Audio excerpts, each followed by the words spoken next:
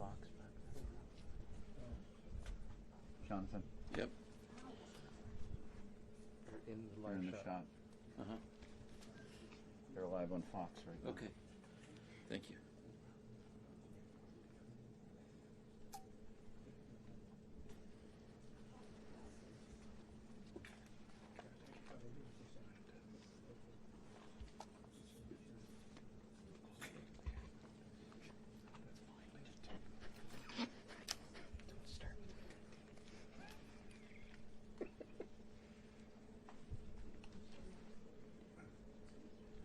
Here, watch out your lenses. Let me get in there too. The lens is in it, or? Yeah, it's in it. Thank you. Right now we're on the wide shot just because everyone's taking it live.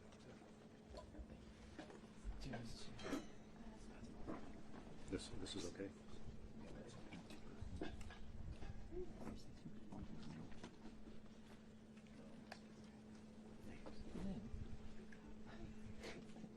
Just watch your left foot. Left foot? Yeah, you're fine. Left foot. Left foot. Thank you.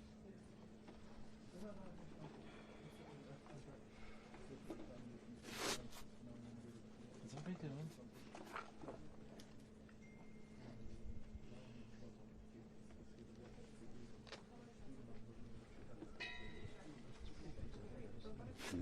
I can't believe they got us in this quickly. Yeah. The hotel I took know, here it was such and a we're all notice set for up. me. I thought this was going to take hours. Fletch. Fletch. Fletch. Do you know what you're doing? Do you know what you're doing? Sir. Sir. If you Do you know what you're doing? take like half step back. Those are really wide angle lenses, and you'll if the two of you move forward, you'll be in the shot as the ma'am in the white also. The farther y'all press forward, the more you're going to be in these shots. They're super wide angle. Thanks, Julio. Thank you.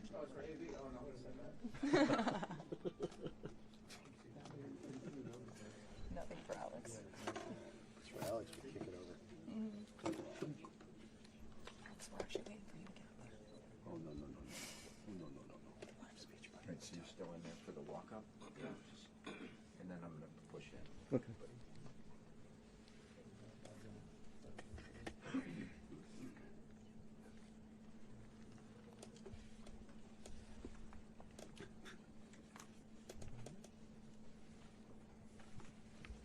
Test image. So handheld camera test image. Test image. 24 to 70. So, you're fine.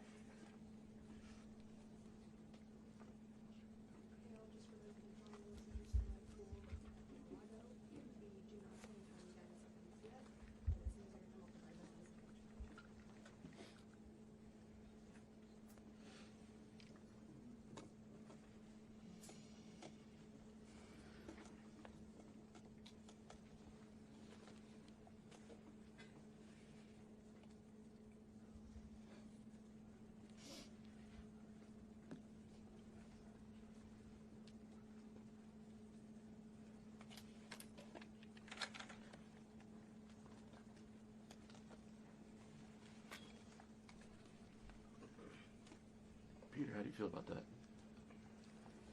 I'm fine with that.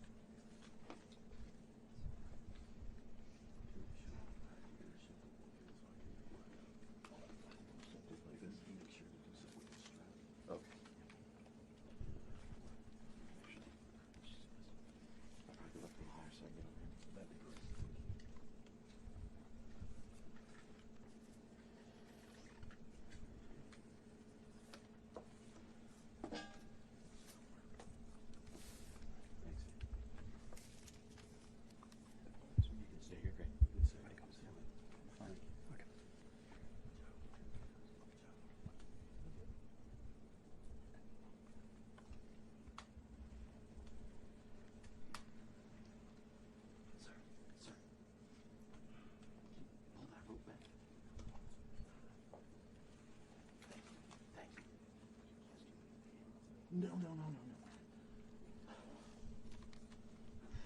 said, do you want us to move the camera? Jesus Christ.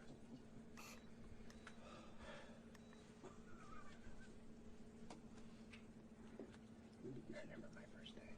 This is the second purpose. 33 years ago. You get out.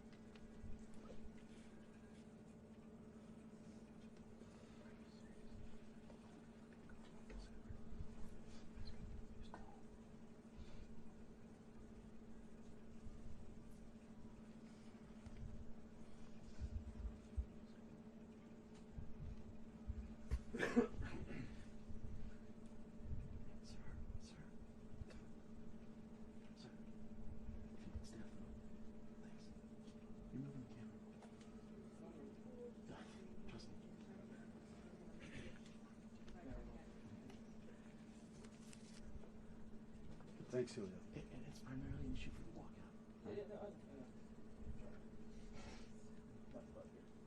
The rope is pushing it. Thank you. Thank you. Thanks, Julio.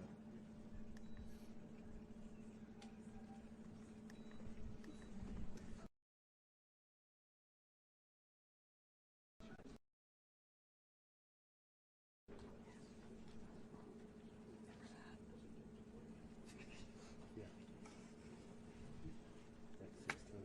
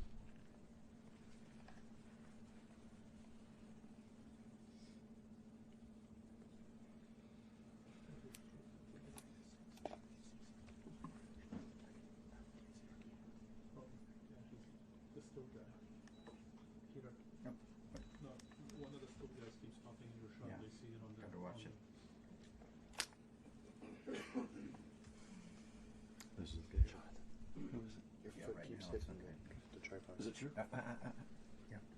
With with the lens? Yeah. You're not going to pay him? I will, but not right now. Not until he's come. Okay. Peter, which direction should I move my feet? To my right? To your right. Is that better? Cool. Yeah. Again, it's in the shot. Okay. Yeah, just let me know. Just trying to figure it out. How about down here? Yeah, I mean that's fine. That's fine.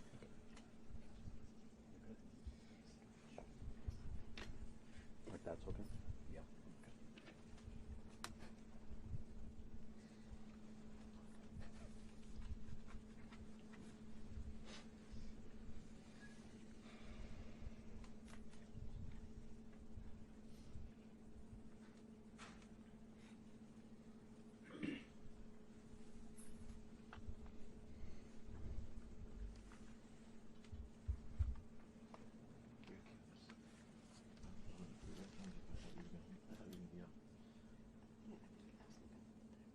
Oh, yeah.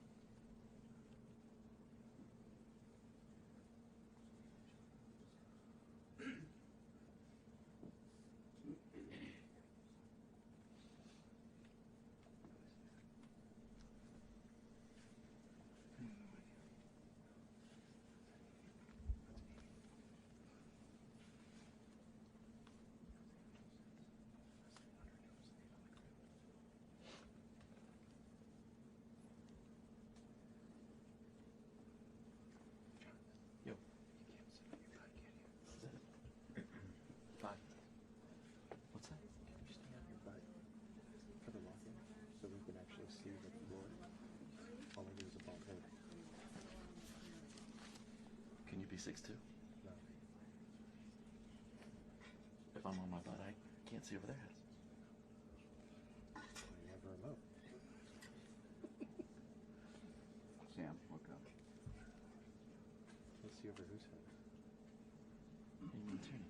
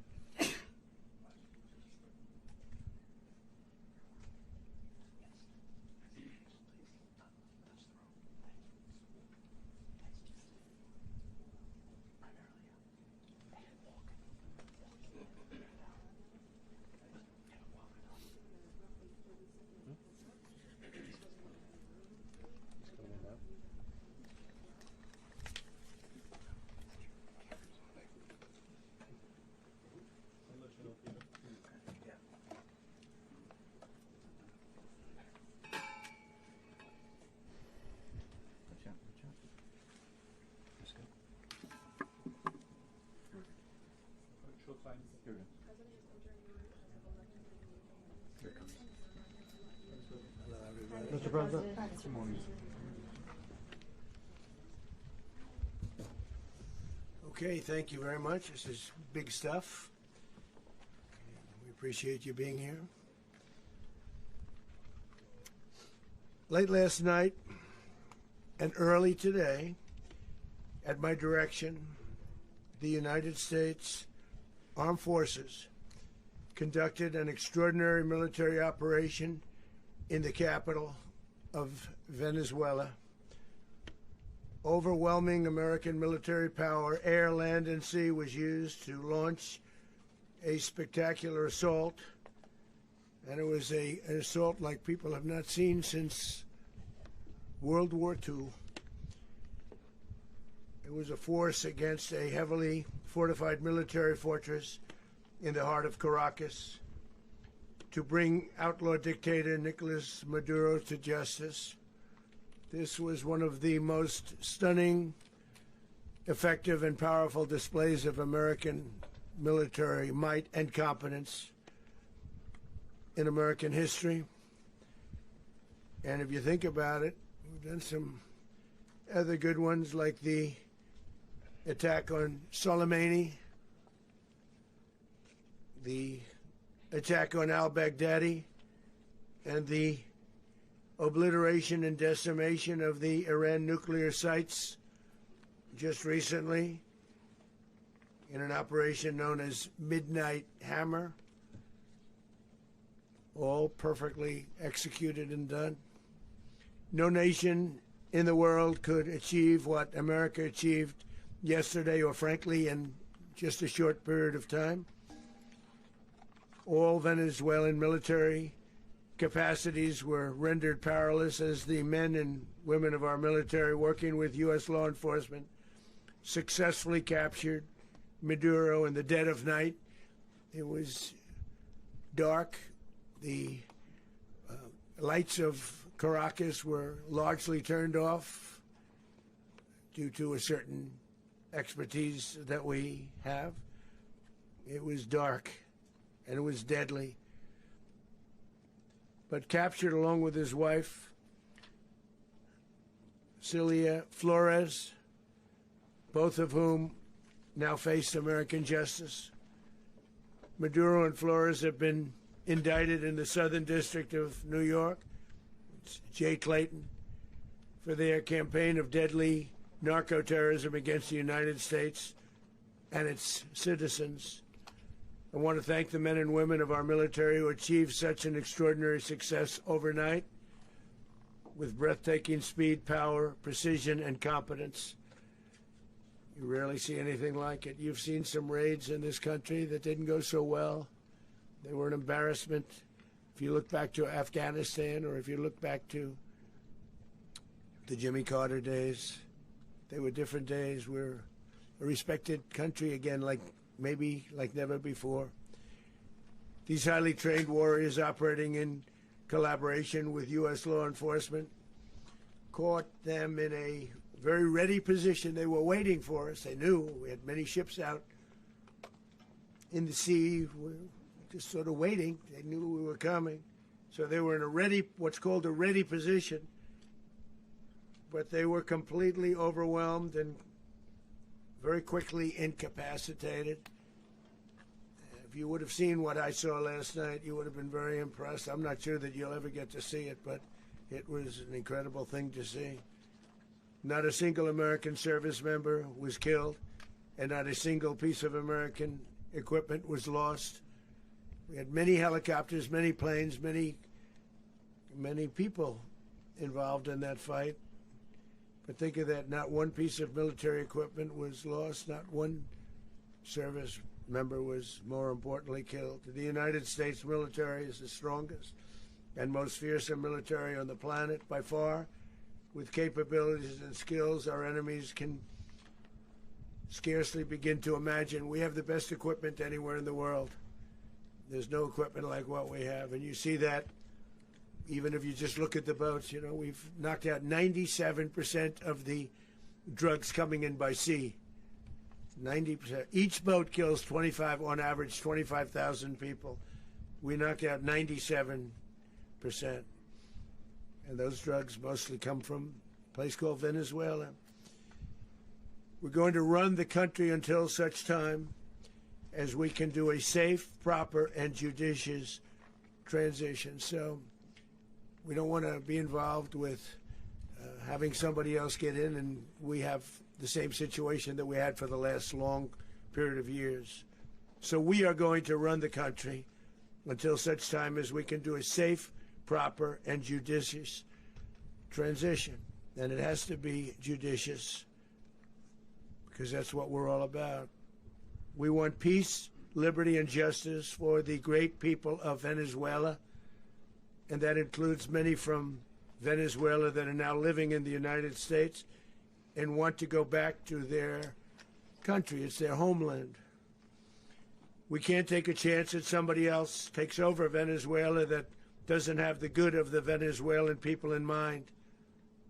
We've had decades of that. We're not going to let that happen. We're there now, and what people don't understand, but they understand as I say this, we're there now, but we're going to stay until such time as the proper transition can take place. So we're going to stay until such time as, we're going to run it essentially until such time as a proper transition can take place. As everyone knows, the oil business in Venezuela has been a bust, a total bust, for a long period of time.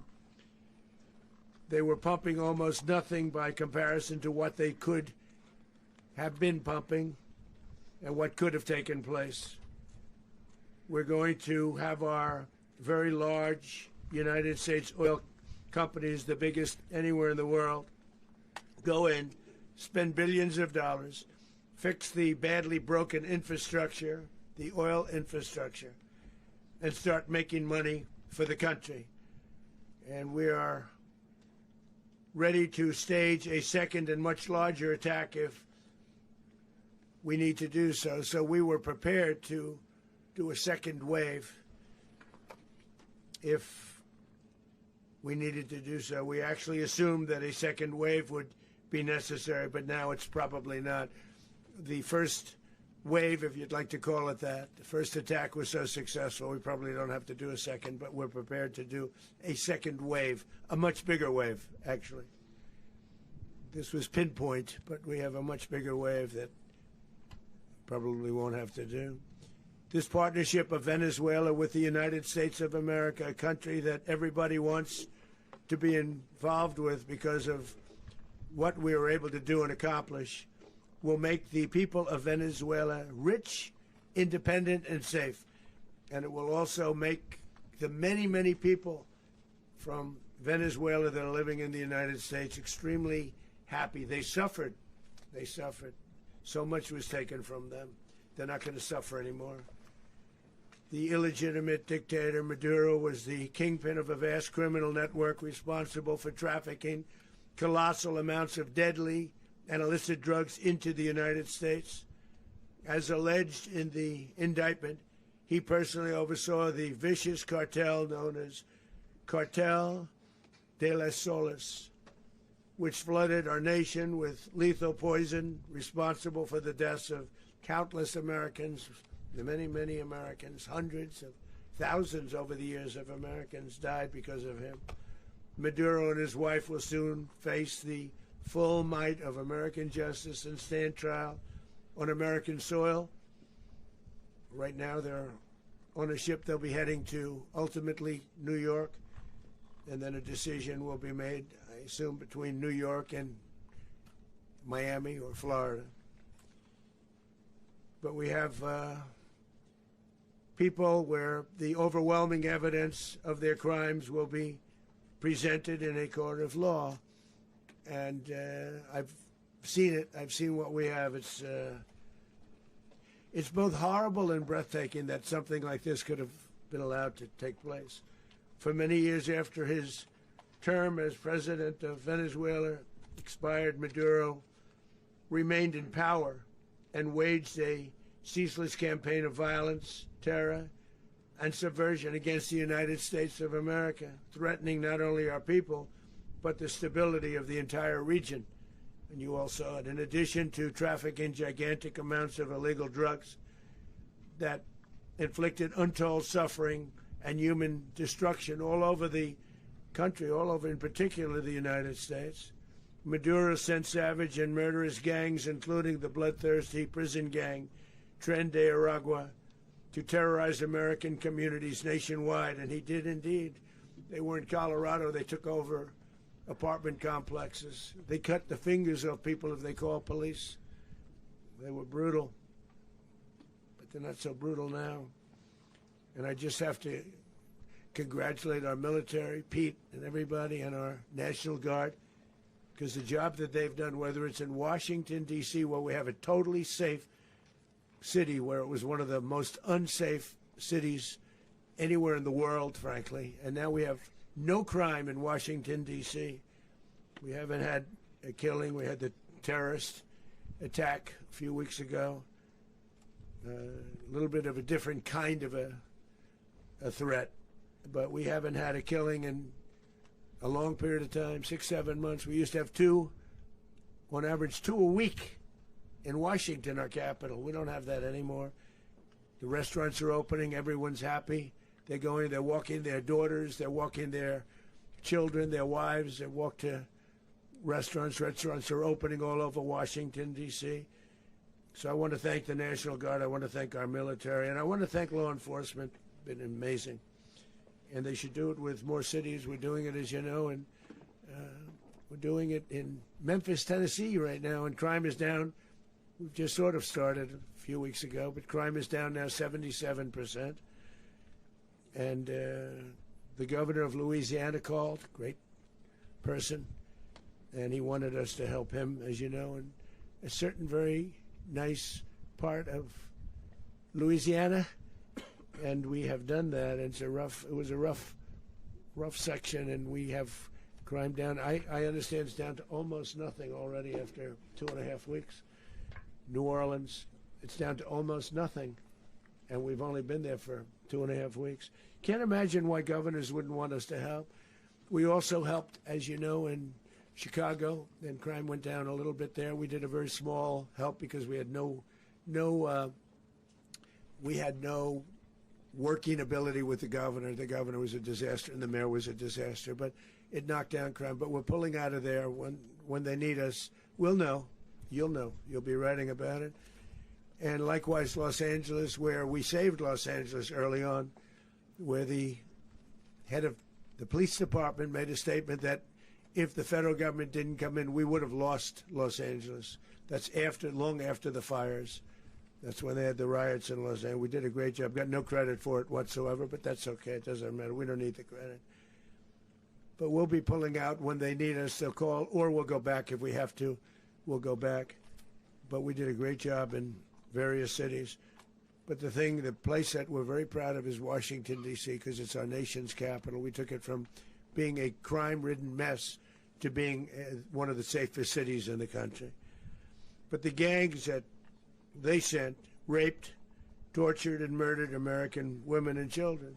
They were in all of the cities I mentioned, Tren de Aragua. And they were sent by Maduro to terrorize our people, and now Maduro will never again be able to threaten an American citizen or anybody from Venezuela. There will no longer be threats. For years I've highlighted the stories of those innocent Americans whose lives were so heartlessly robbed by this Venezuelan terrorist organization. Really one of the worst. One of the worst, they say the worst. Americans like 12-year-old Jocelyn Nungari from Houston. Beautiful Jocelyn Nungari, what happened to her?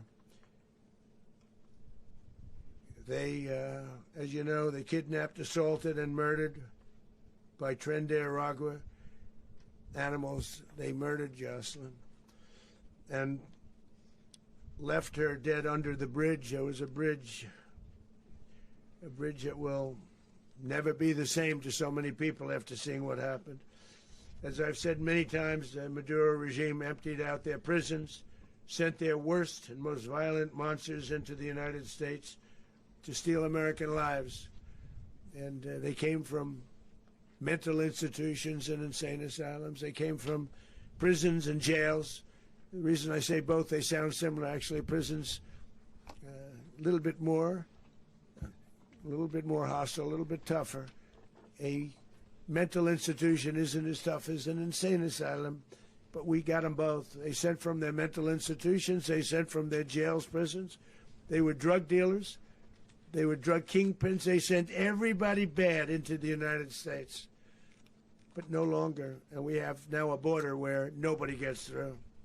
In addition, Venezuela unilaterally seized and stole American oil, American assets, and American platforms, costing us billions and billions of dollars. They did this a while ago, but we never had a president that did anything about it. They took all of our property. It was our property. We built it. And we never had a president that decided to do anything about it. Instead, they fought wars that were 10,000 miles away. We built Venezuela oil industry with American talent, drive, and skill, and the socialist regime stole it from us during those previous administrations, and they stole it through force. This constituted one of the largest thefts of American property in the history of our country. Considered the largest theft of property in the history of our country. Massive oil infrastructure was taken like we were babies, and we didn't do anything about it. I would have done something about it. America will never allow foreign powers to rob our people or drive us back into and out of our own hemisphere. That's what they did.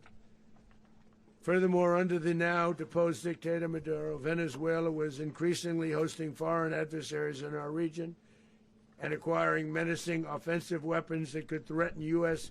interests and lives. And they used those weapons last night.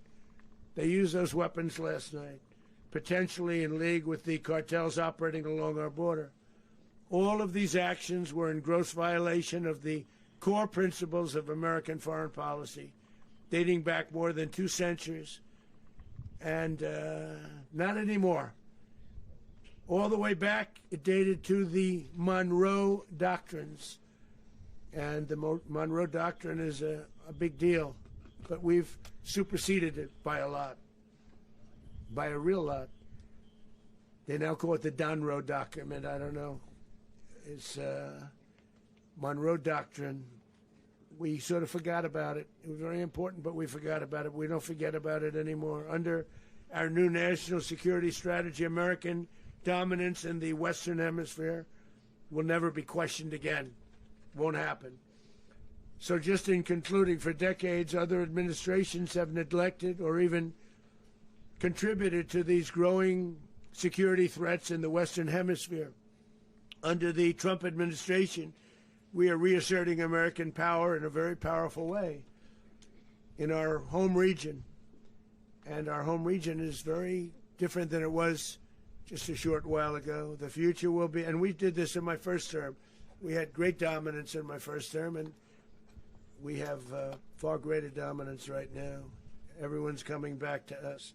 The future will be determined by the ability to protect commerce and territory and resources that are core to national security. These are core to our national security. Just like tariffs are, they've made our country rich, and they've made our national security stronger than ever before. But these are the iron laws that have always determined global power. And we're going to keep it that way. We will secure our borders. We will stop the terrorists. We will crash the cartels, and we will defend our citizens against all threats, foreign and domestic. Other presidents may have lacked the courage or whatever to defend America, but I will never allow terrorists and criminals to operate with impunity against the United States. This extremely successful operation should serve as warning to anyone who would threaten American sovereignty or endanger American lives. Very importantly, the embargo on all Venezuelan oil remains in full effect. The American Armada remains poised in position, and the United States retains all military options until United States demands have been fully met and fully satisfied. All political and military figures in Venezuela should understand what happened to Maduro can happen to them, and it will happen to them if they aren't just fair, even to their people. The dictator and terrorist, Maduro, is finally gone in Venezuela. People are free. They're free again. It's been a long time for them, but they're free. America is a safer nation. This morning, it's a prouder nation this morning because it didn't allow this horrible person and this country that was doing very bad things to us. It didn't allow it to happen. And the Western Hemisphere is right now a much safer place to be. So I want to thank everybody for being here. I want to thank General Raising Cane. He's a fantastic man. I've worked with a lot of generals. I worked with some I didn't like. I worked with some I didn't respect. I worked with some that just weren't good. But this guy is fantastic. I watched last night one of the most precise attacks on sovereignty. I mean, it was an attack for justice. And I'm very proud of him, and I'm very proud of our Secretary of War, Pete Hegseth, who I'm going to ask to say a few words. Thank you very much.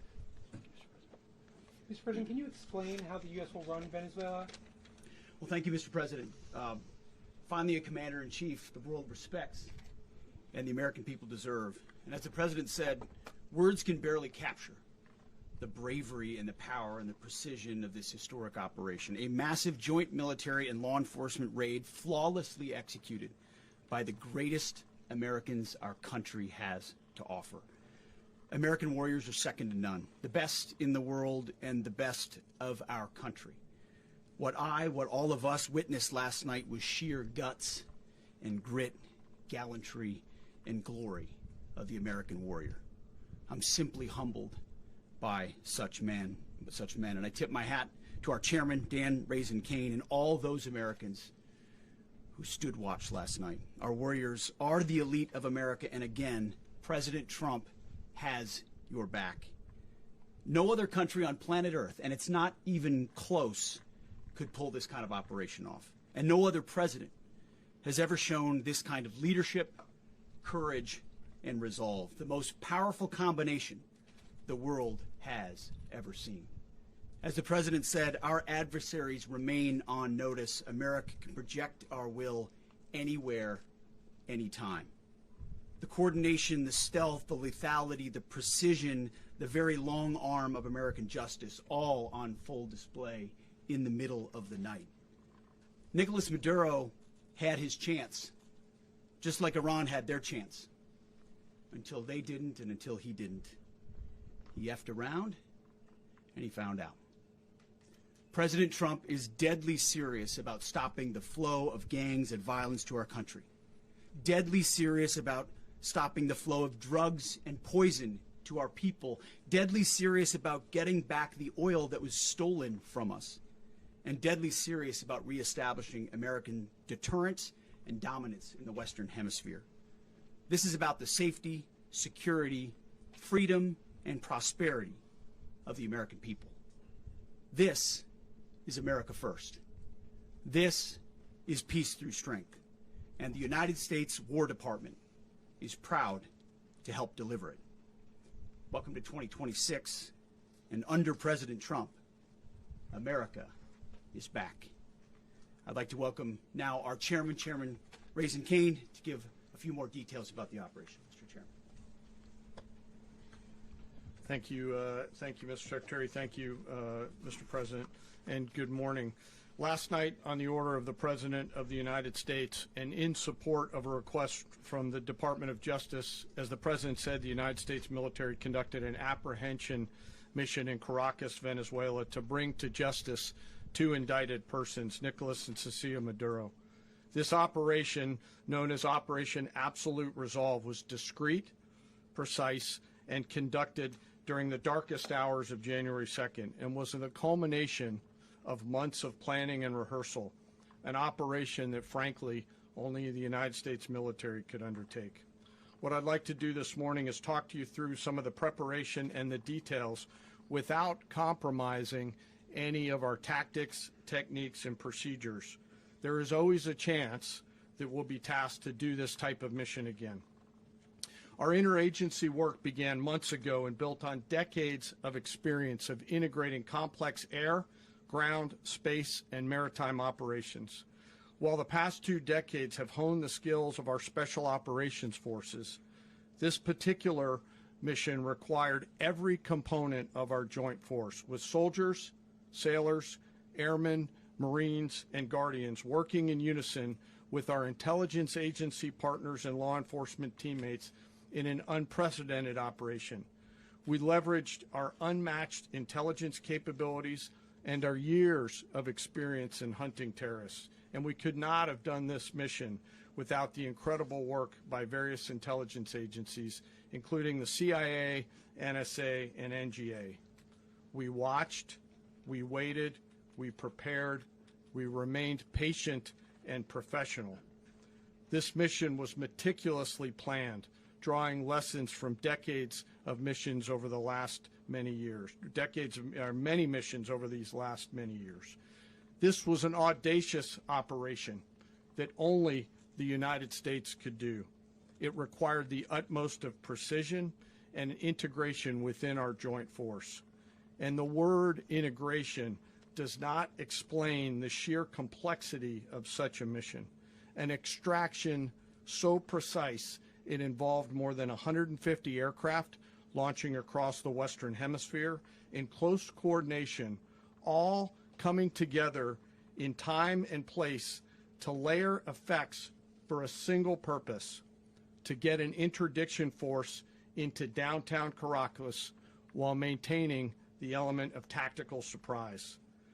Failure of one component of this well-oiled machine would have endangered the entire mission, and failure is never an option for America's joint force. Those in the air over Caracas last night were willing to give their lives for those on the ground and in the helicopters.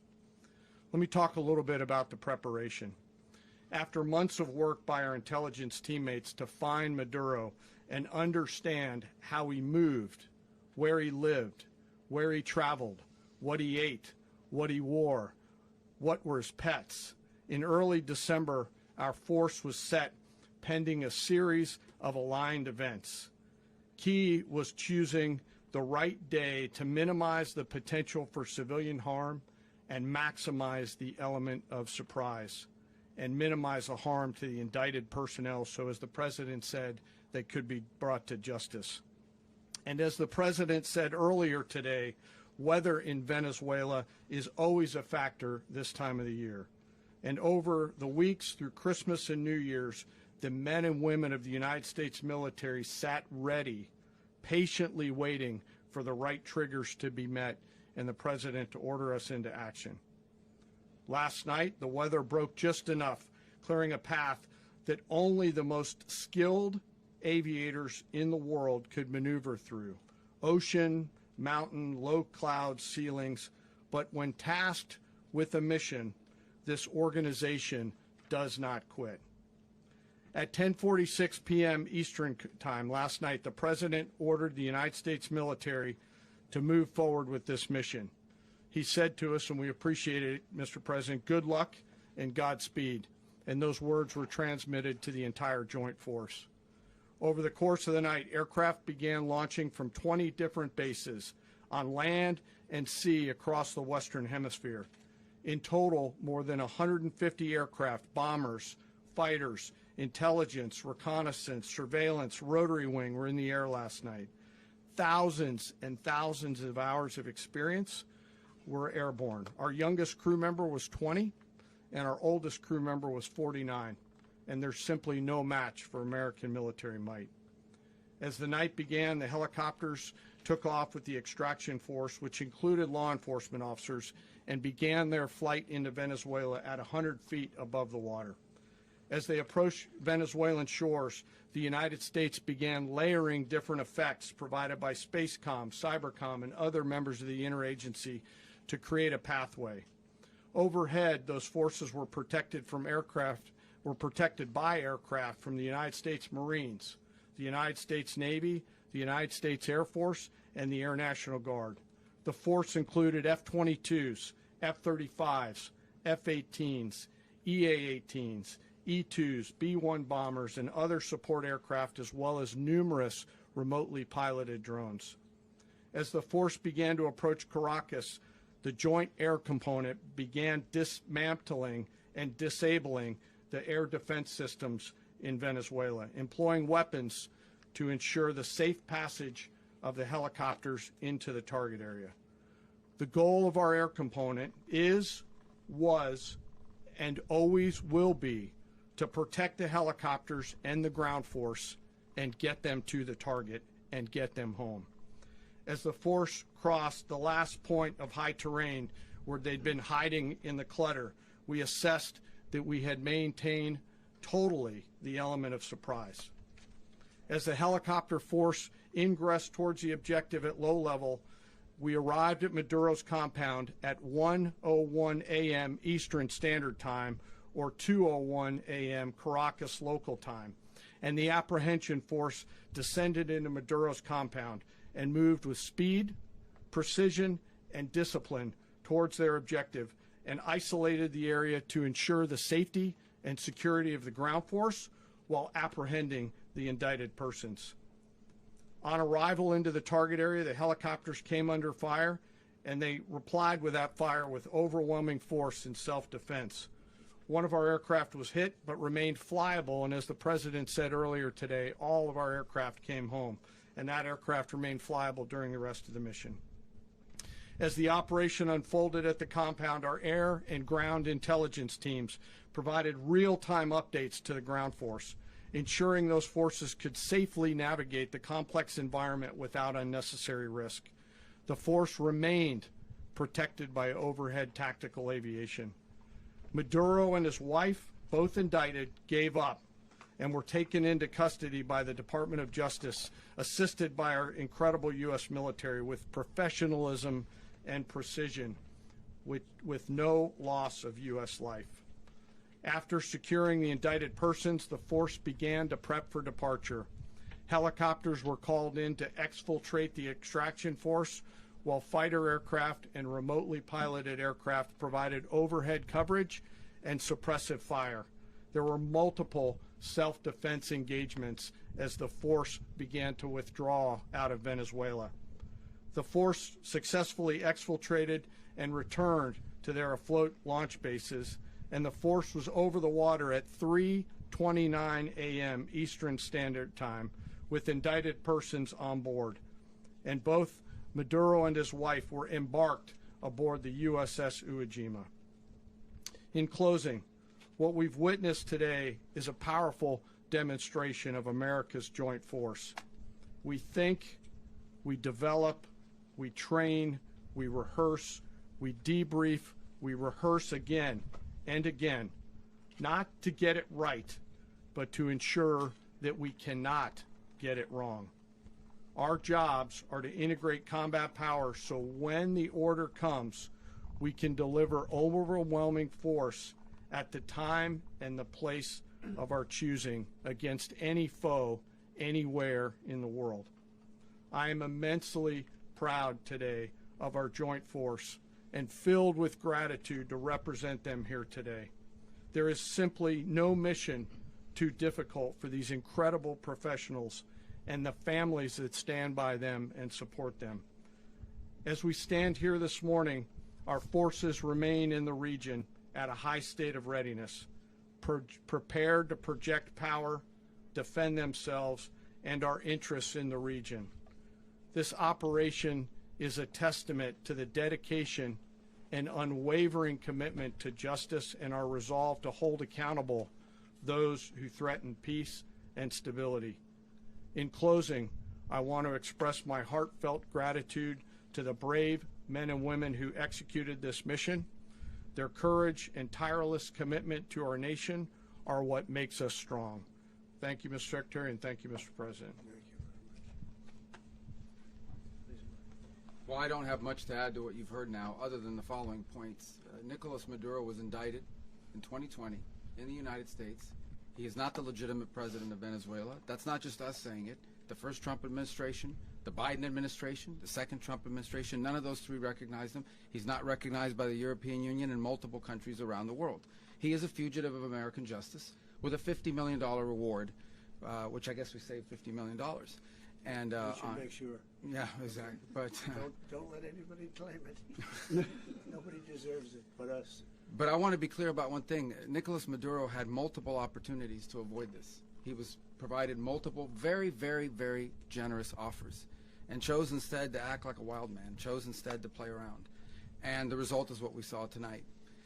The other message here is the following. You have a guy, like many people around the world, they like to play games. You have a guy who decides he's going to invite Iran into his country, is going to, do the confiscation of American oil companies, is going to flood our country with gang members, is going to take Americans prisoner and try to hold them for hostage and trade them like he was able to do with the Biden administration. Basically likes to play games all this time and thinks nothing's going to happen. And I hope what people now understand is that we have a president. The 47th president of the United States is not a game player. When he tells you that he's going to do something, when he tells you he's going to address a problem, he means it. He actions it. I can tell you, I've watched this process now for 14, 15 years, been around it. Everybody talks. I'm going to do this. I'm going to do that. When I get there, we're going to do this. We're going to take. This is a president of action. Like, I don't understand yet how they haven't figured this out. And now, if you don't know, now you know. Because this is the way it's going to play out. And I think people need to understand that this is not a president that just talks and does letters and press conferences. And, if he says he's serious about something, he means it. And this is something that was a direct threat to the national interest of the United States. And the president addressed it. This is a president of peace, by the way. I told you what I just said earlier. This guy had multiple opportunities to find his way somewhere else and figure out another. He could have been living somewhere else right now very happy, but instead he wanted to play big boy. And so now, he's got other sets of problems on his hands. And but I think the message here should be for the world. Look, the president doesn't go out looking for people to pick fights with. He's not generally wants to get along with everybody. We'll talk and meet with anybody, but don't play games. Don't play games with this president's in office because it's not going to turn out well. And so I hope that I guess that lesson was learned last night, and we hope it'll be instructive moving forward. Is that a message for Cuba? Mr. President. Mr. President. Mr. President. Mr. President. Mr. President. You said that the U.S. is going to run Venezuela. So who's in power right now? Well, we're going to be running it with a group, and we're going to make sure it's run properly. We're going to rebuild the oil infrastructure, which will cost billions of dollars. It'll be paid for by the oil companies directly. They will be reimbursed for what they're doing, but that's going to be paid. And we're going to get the oil flowing the way it should be. As you know, it was just a minor flow. It was actually a minor flow for what they have. But we're going to run it properly, and we're going to make sure the people of Venezuela are taken care of. We're going to make sure the people that were forced out of Venezuela by this thug are also taken care of. Mr. President. Mr. President. Mr. President. Mr. President, does the U.S. running the country mean that U.S. troops will be on the ground? How will that work? Well, they always say boots on the ground. Oh, so we're not afraid of boots on the ground if we have to have. We had boots on the ground last night at a very high level, actually. We're not afraid of it. We don't mind saying it.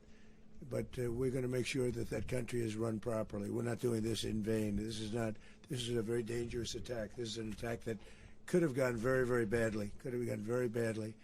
We could have lost a lot of people last night. We could have lost a lot of dignity. We could have lost a lot of equipment. The equipment is less important, but we could have lost a lot. And we're going to make sure that this is proper. We're there now. We're ready to go again if we have to. We're going to run the country right. It's going to be run very judiciously, very fairly. It's going to make a lot of money. We're going to give money to the people. We're going to reimburse people that were taken advantage of. We're going to take care of everybody. It's very important. We couldn't let them get away with it. They stole our oil. We built that whole industry there, and they just took it over like we were nothing. And we had a president that decided not to do anything about it. So we did something about it. We're late, but we did something about it. Yeah, please. Mr. President, can you explain the exact mechanism by which you're going to run the country? Are you going to designate a U.S. official to coordinate? It's all being done right now. We're designating people. We're talking to people. We're designating various people, and we're going to let you know who those people are. Mr. President. What's the group you mentioned that would run Venezuela? Well, it's largely going to be, for a period of time, the people that are standing right behind me. We're going to be running it. We're going to be bringing it back. It's a dead, I talk about a dead country. A year and a half ago, we were a dead country. Now we're the hottest country anywhere in the world. We're a country doing better than any country anywhere in the world. And it required leadership. Venezuela has a lot of bad people in there, a lot of bad people that shouldn't be leading. We're not going to take a chance that one of those people take over for Maduro. So you can look at, and others, we have fantastic people, including people in the military. So we're going to have a group of people running it until such time as it can be put back on track, make a lot of money for the people, and give people a great way of life, and also reimbursement for people in our country that were forced out of Venezuela.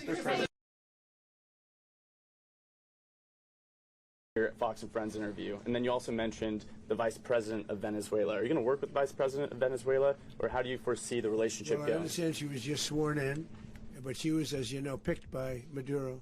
So Marco's working on that directly. He just had a conversation with her, and she's essentially willing to do what we think is necessary to make Venezuela great again. Very simple. Mr. President, Colombian President Gustavo Petro, a couple weeks ago, he said he's got to watch his ass.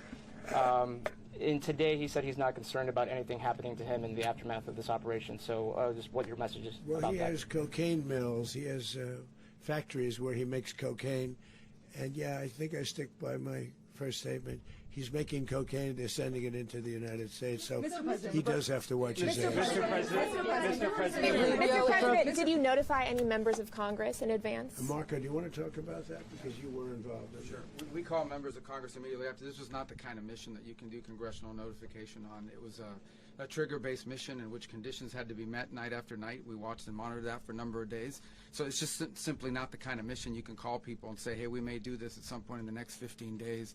But it's largely a law enforcement function. Remember, at the end of the day, at its core, this was an arrest of 2 indicted fugitives of American justice, and the Department of War supported the Department of Justice in that job. Now, there are broader policy implications here, but it's just not the kind of mission that you can pre-notify because it endangers the mission. Plus, if I could add one thing to that, Congress has a tendency to leak. This would not be good. If they leaked, General, I think it would have been maybe a very different result. But I have to say, they knew we were coming at some point, We had a lot of ships out there. They sort of knew we were coming. We weren't. But Congress will leak, and we don't want leakers. Mr. President, you were one of the only people to watch this all play out live. What was Maduro doing when the U.S. forces entered what I assume would be his home? And also, was there any point where the U.S. was considering if Maduro pushed back or resisted killing Maduro? It could have happened. It could have happened. He was trying to get into a safe place. The safe place is all steel. And he wasn't able to make it to the door because our guys were so fast. They went through the opposition so fast. And there was a lot of opposition. People were wondering, do we get him by surprise? Sort of surprised, but they were waiting for something. It was a lot of opposition. There was a lot of gunfire. You saw some of it today. But he was trying to get to a safe place, which wasn't safe because we would have had the door blown up in about 47 seconds, they say on average, regardless of how thick the steel was. It was a very thick door. It was a very heavy door, but he was unable to get to that door. He made it to the door. He was unable to close it. So where is Maduro going to be? Go ahead, finish. Where is Maduro going to be in the time being right now? Do you know his exact Well, whereabouts? eventually, ultimately, in the near future, he's going to be brought to New York. And where is he going to be held? Where is he going to be held in New York? Do you know? That's going to be up to the officials that do these things. Mr. President, the U.S. has something of a mixed track record of ousting dictators without necessarily a plan for what comes afterwards. Not with Did me, that though. weigh on your decision Well, that's making? when we had different presidents, but with me, that's not true. With me, we've had a perfect track record of winning.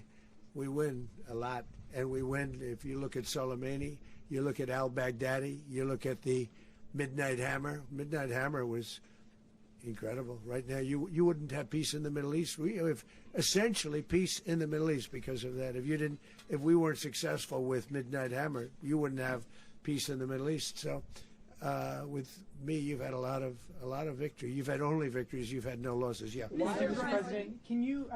How long do you expect the U.S. to run Venezuela, and how soon do you want the Venezuelan people to hold elections? So I'd like to do it quickly, but it takes a period of time. You know, we're rebuilding. We have to rebuild their whole infrastructure. The infrastructure is rotted. It's actually very dangerous. It's blow-up territory. Oil is very dangerous. It's a very dangerous thing to take out of the ground. It can kill a lot of people. It has killed a lot of people doing just that. The infrastructure is old. It's rotted. Much of it is stuff that we put there 25 years ago, and we're going to be replacing it. And we're going to take a lot of money out so that we can take care of the country. Are you saying that Secretary Rubio and Mr. President, China, Russia, and Iran have interests in Venezuela. How does this operation affect your relationships with them when it comes to the oil and drugs? And Russia, Russia when we get things straightened out. But in terms of other countries that want oil, we're in the oil business. We're going to sell it to them. We're not going to say we're not going to. In other words, we'll be selling oil.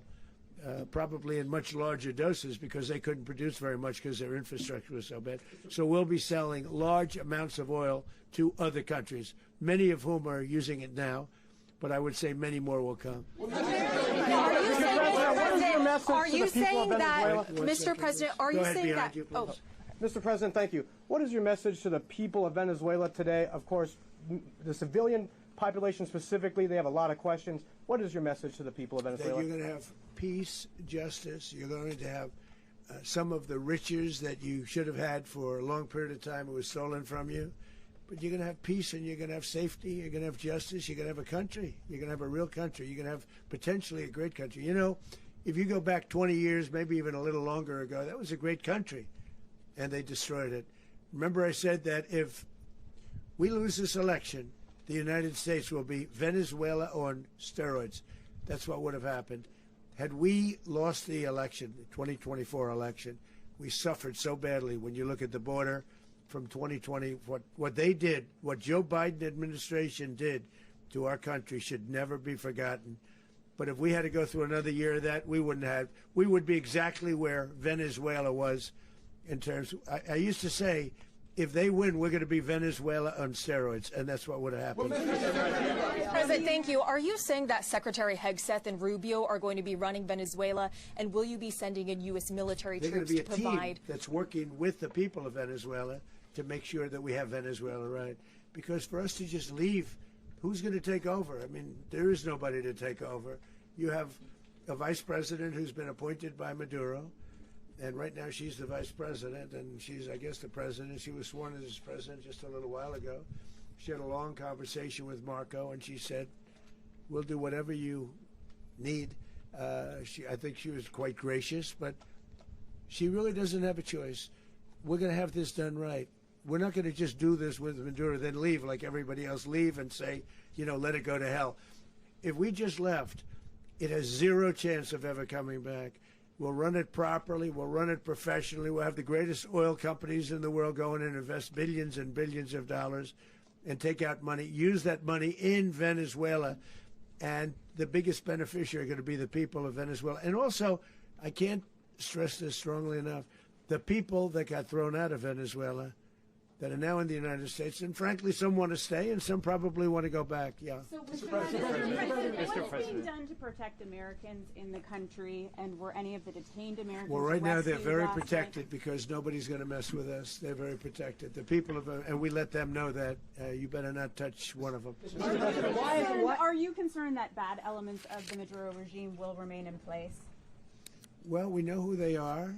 We're on them, and they're acting much differently now than they would have acted 2 days ago. And what can you Okay, say wait, about behind you, please. Mr. President, why is running a country in South America America first? Well, I think it is because we want to surround ourselves with good neighbors. We want to surround ourselves with stability. We want to surround ourselves with energy. We have tremendous energy in that country. It's very important that we protect it. We need that for ourselves. We need that for the world. And we want to make sure we can protect it. Yes, sir. Please, go ahead. Yeah, is there a message here for Cuba and Diaz-Canel? Well, Cuba's an interesting case. Cuba is, not doing very well right now. That system has not been a very good one for Cuba. The people there have suffered for many, many years. And I think Cuba is going to be something we'll end up talking about, because Cuba is a failing nation right now, very badly failing nation.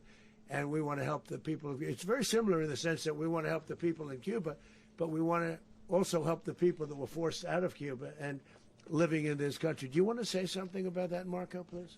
Well, I mean, I just gave you a statement a few minutes ago about, when the president speaks, you should take him seriously. So, suffice it to say, Cuba is a disaster.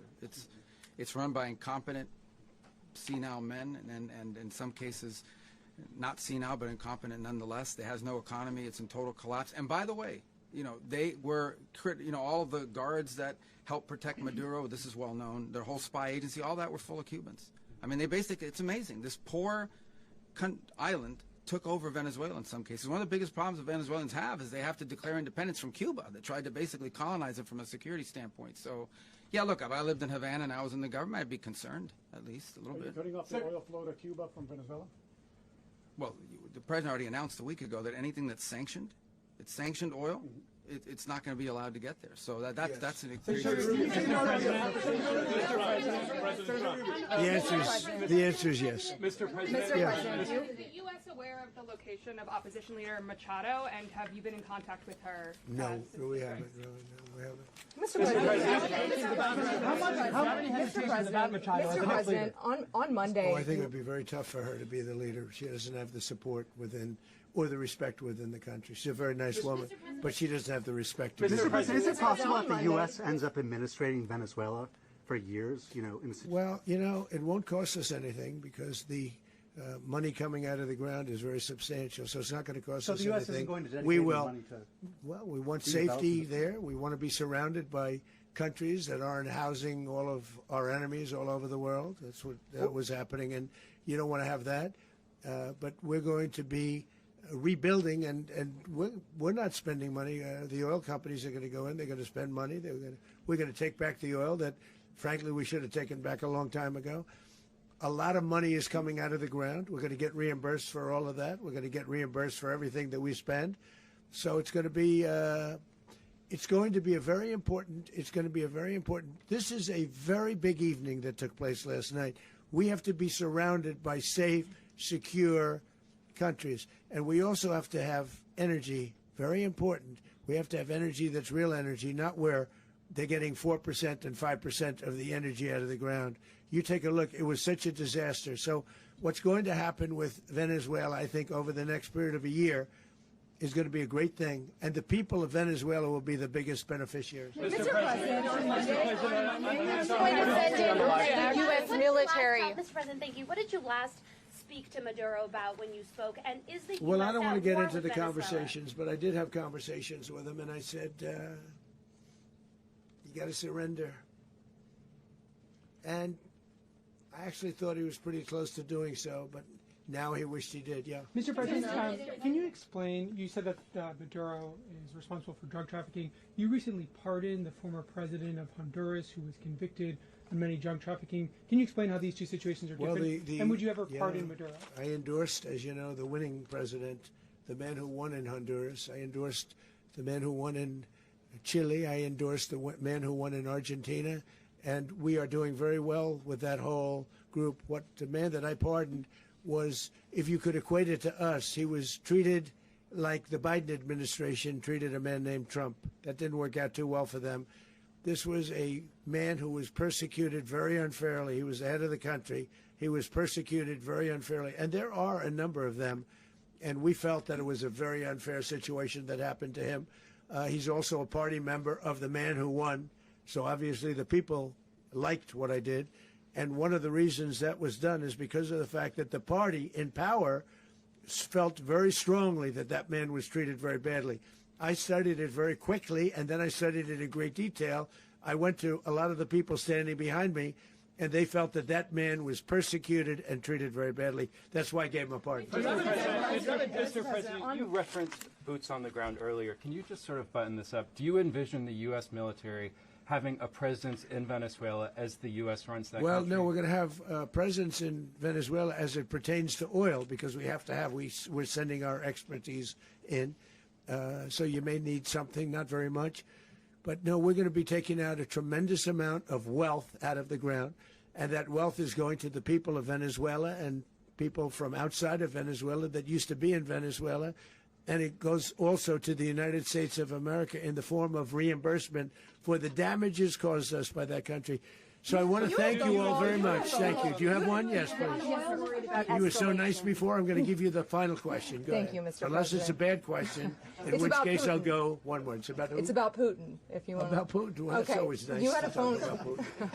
You had a phone call with him Yeah. on Monday. Did he talk at all about Maduro? Did y'all talk about this? No, we didn't. And We then- never spoke about Maduro. Are you mad at him right now? I mean, there's this I'm not intelligence. thrilled with Putin.